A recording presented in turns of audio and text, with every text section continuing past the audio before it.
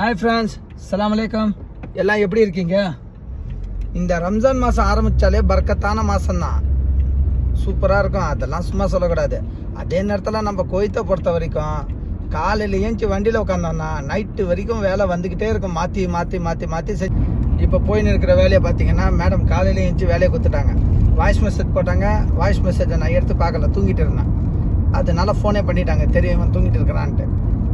ஓப்பா ஷோய்க்கு போனாங்க. ஷோய்க்குன்றது குவைத்தில் ஒரு ஏரியா, எல்லா விதமான பொருளும் கிடைக்கும் இந்த ஏரியாவில்.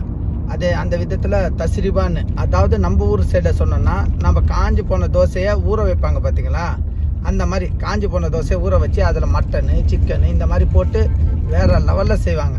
சூப்பராக இருக்கும். ஆனால் சாப்பிட்றதுக்கு வேறு லெவல் டேஸ்ட்டுங்க, அதெல்லாம் சும்மா சொல்லக்கூடாது.